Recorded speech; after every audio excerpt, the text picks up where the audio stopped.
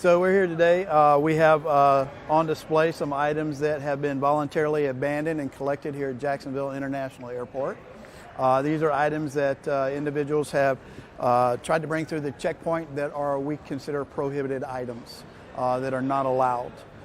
Some of everything from garden tools all the way over to knives, oversized LGAs, which are liquids, gels, aerosol, sprays. We have replica firearms. We actually have an actual 3D printed firearm, which is here, and it comes with the actual thing. And this was printed off a printer. Elongated ammunition holders. We have cat's claws, which are used as a sort of a brass knuckle that you can do damage with. Tasers, it's an electronic shocking device that we do not use. Golf clubs, not allowed through the checkpoint. Any type of item that is considered a club-like item is not allowed through our checkpoints. Throwing stars are a big one. Martial arts, weapons, and so forth, not allowed.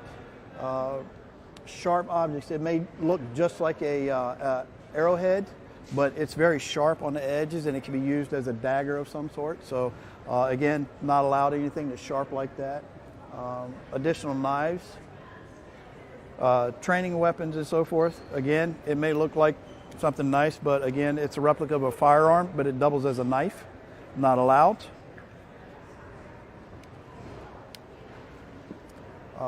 Butterfly knives. Not allowed. We do have some very nice ones that come through, and unfortunately, I'm sorry, ladies and gents, that you're not allowed to bring these through. You do have options. You do have options when you bring them through. Your options is number one, leave it in your car, don't bring it in. Number two is you have the option to exit back out, place it in your in your bag, check your bag with the airline, and then you'll pick it up at your final destination. Once you've checked it with the airline, it goes underneath the aircraft. We do have a mailing station out here, UPS, FedEx is out there. You can mail a knife back to yourself. You can mail any one of these back to yourself if it fits in the envelope for a small nominal fee that you have to pay for with a credit card. Again, there are options, and then there's always the option to voluntarily abandon, and this is what you see here, things that have been abandoned, and then we will dispose of them for you.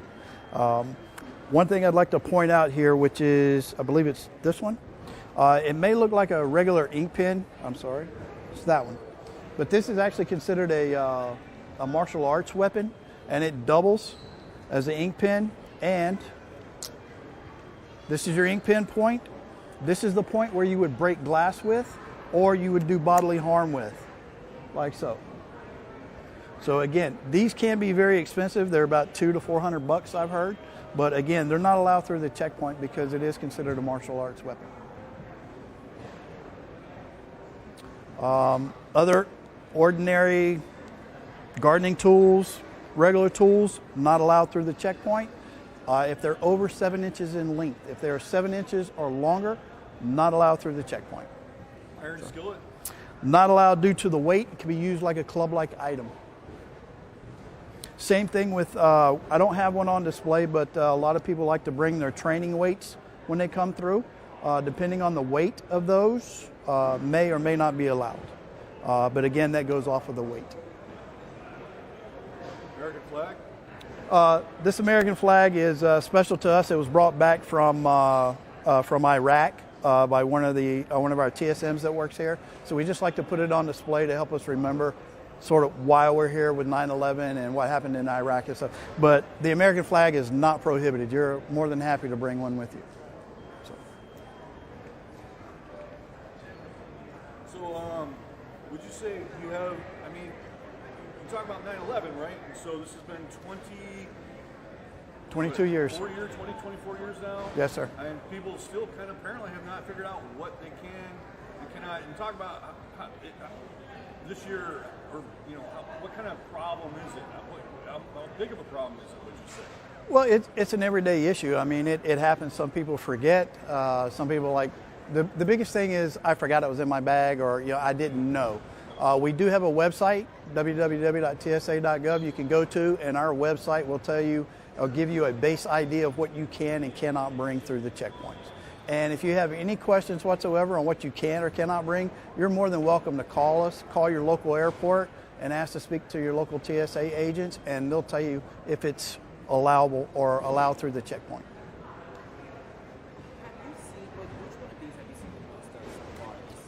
This year, you see mainly more knives than anything else because folks, it's a pocket knife. A lot of times they figure that, oh, it's just a knife, or I forgot it's in my pocket. I carry it with me every single day. It's one of those type things. We have a lot of our military comes through a lot sometimes, and they have on, they've got pocket after pocket after pocket in their backpacks or their racks, and they have the multi-tools with them, and that's like probably some of the biggest things you see are knives. You said that's a 3D printed gun, correct? Yes, sir. This is actually a 3D printed firearm. How many of those do you all typically see? Since I've been here at Jacksonville, I've been in Jacksonville here about 4 years now, and that's only the second one I've ever seen here. Yes, sir. And then with spring break right around the corner, how much of an increase in things like this do you expect to see if you hope something like this comes down? Well, we're hoping that we don't see an increase. We're hoping that, we can kind of get the word out to where, it trickles down to where they don't bring it. But again, if they do, we will give them options on what they can do with it. The only thing that we really can't give them an option on is if you bring an actual firearm into the checkpoint, that's beyond my control. Then our local LEOs get involved, and then that's a completely different line of how we handle things. So I highly recommend keeping your firearms at home, know where it's at all times, leave it in your car, wherever you need to put it, but please don't bring it to the airport. So, I'm sorry.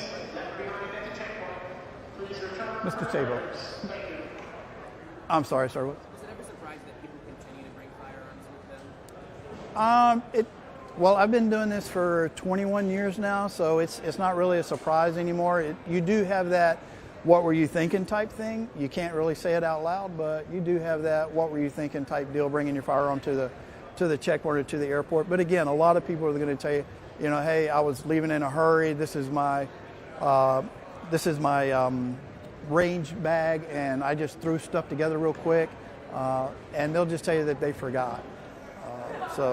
But I can't speak to as why they would just want to bring it to the airport, but most of the time they'll just tell you they forgot.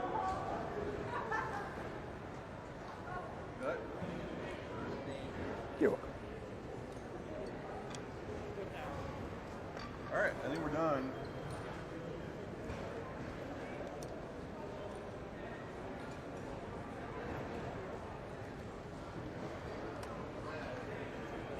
Comes to the blender, when was that run? This blender has probably been within the last 3 to 4 weeks.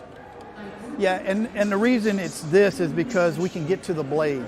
Our policy is no blades of any length, and if I can get to the blade, then it's not allowed through the checkpoint. So again, I can take the bottom off of this blender, and I can get to the blade portion, which again is not allowed. Now, if they wanted to voluntarily abandon this piece, that's fine. They could take the rest of it with them, but the individual decided, I'll just buy a new one and just get rid of the whole thing. And when they were trying to take that blender through, was it in its complete package, or was it like... No, it was probably in the box.